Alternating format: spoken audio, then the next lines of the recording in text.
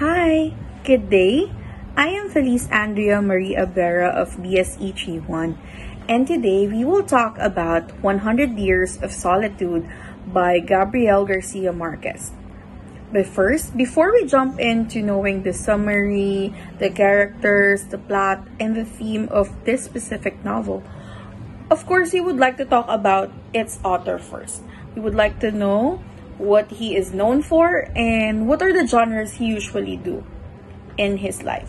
So, first, Gabriel Garcia Marquez was born in Colombia, but he died April 17, 2014 in Mexico City, Mexico.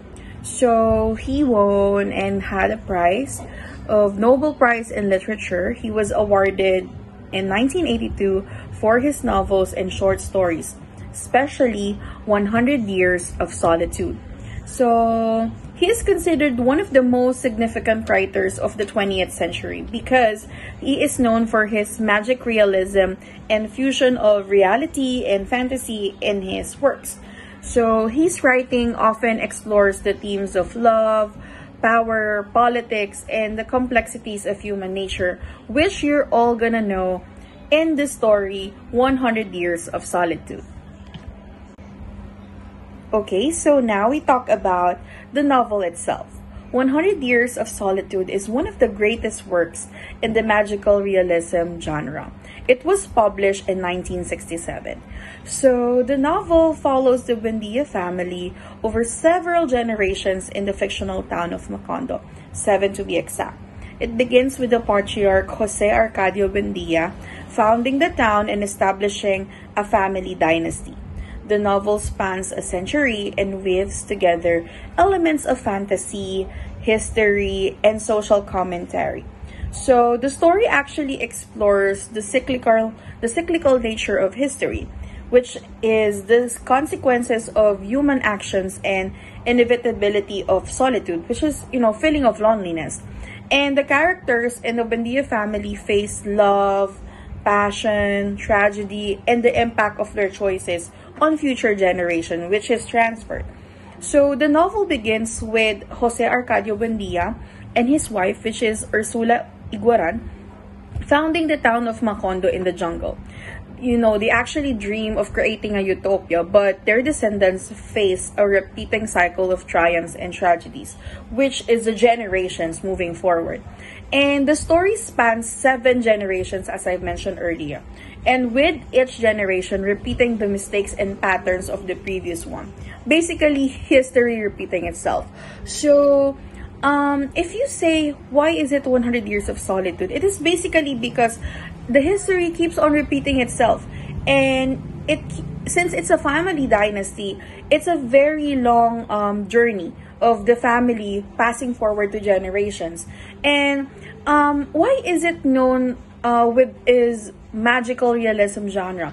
Because there are several parts of the novel wherein you can see the fantasy and the history, but still there were touches of realities that's still happening.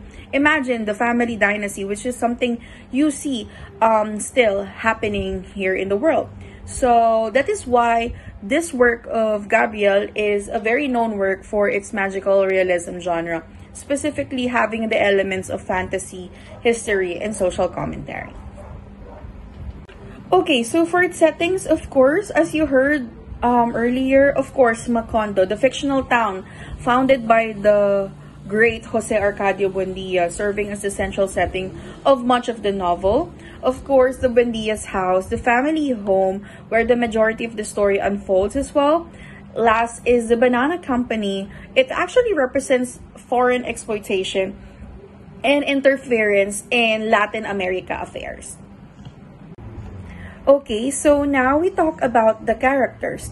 Since 100 Years of Solitude by Gabriel is actually known for its magical realism, with that being said, we will have complex and intricate characters.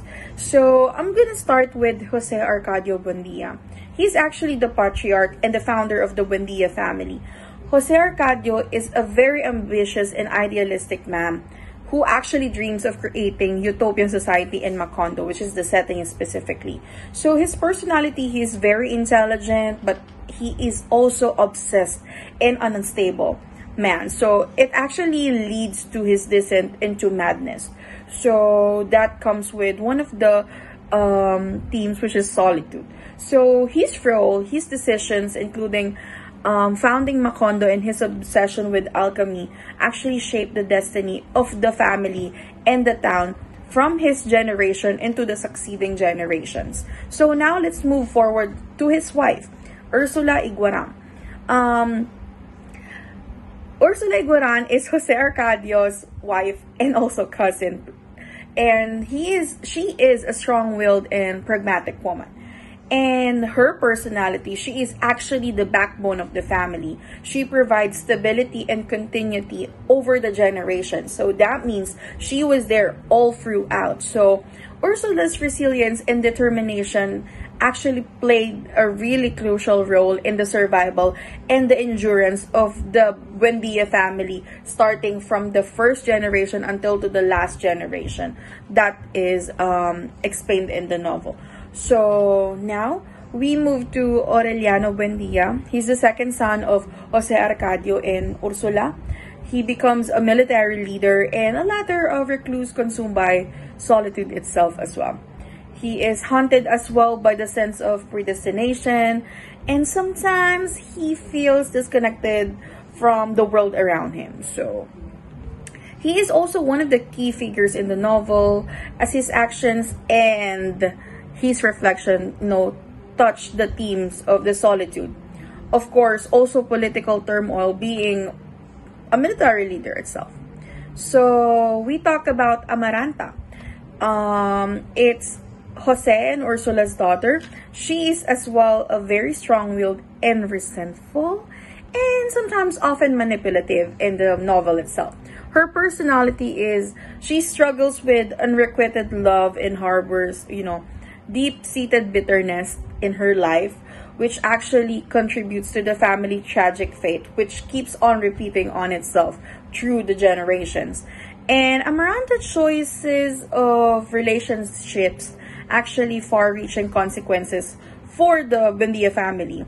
It reflects the novel's exploration of the impact of personal choices on destiny. So, last but not the least, Renata Remedios, aka the Aureliano II's daughter and the last Buendia. So, the last member of the Buendia family, she is the daughter of Aureliano II and Fernanda del Carpio. So, her personality is embodying a sense of renewal and a departure from the past. So, actually, Renata's story provides, a very glimmer of optimism amidst the novel pervasive, themes of solitude continuously, death and decay for each generation. So, she is the leap of faith of the Buendia family. And, these characters, among others, contributes to the rich tapestry of, 100 years of solitude, illustrating the cyclical nature of history, the consequences of individual actions and the inescapable solitude that, defines the family's dynasty. Okay, so now we move on to the last part, which would be my favorite, I guess. It's the theme of 100 years of solitude. So I actually list a lot. So first would be, of course, magical realism. At first, I didn't expect to like magical realism genre, but having a taste of this novel makes me love the genre itself, because Gabriel actually blends a magical and real, seamlessly, creating a world where extraordinary events are treated as everyday occurrences. Alchemy is something that's not happening in the real world, but the family dynasty, the touches of the real world blending to the fantasy, it's actually very nice. And even though the journey of the characters is tragic at some points, still you got to see the reality, what's happening in the world. So next would be the cyclical nature of history. The novel actually explores how history repeats itself, with the Buendia family seemingly unable to escape their fates. I guess it's a theme for me because I think people people who've been able to actually read this novel actually should already like learn from themselves that, oh, maybe there are some parts of this novel where we don't do anymore in our own world, and that maybe would help us to tell us that it's already happening in the book. Why don't we stop it in real life? So that's one thing I like. So I listed down for themes. Next is isolation and solitude. So of course, it's part of the title. The title itself actually reflects the theme of solitude, as characters experience a sense of isolation despite of being part of a family or a community. And, you know, the characters grapples with loneliness, both emotional and existential. The Buendia family itself. So, you know, despite of being in a community, being intelligent, you know, being everything, they often experience a profound sense of isolation. And that specific theme, you know, can, as I have said, can also something that we can learn as we read the novel, that maybe there are some things that we leave and we unlearn and we do good in the real life. So next, so in conclusion, even though I think I maxed out the 8 minutes, 100 Years of Solitude is a very complex, a richly layered novel that, you know, has profound impact on literature and on me, I think. And it is celebrated for its imaginative storytelling and exploration of universal themes. And I think it is a must-read book because this novel might talk about some fantasies that's not happening in the world, but that specific elements of fantasy is just a symbolism of certain things that's happening in the real world. And, you know, the feelings, how everything works, the characters, it symbolizes everything that's happening.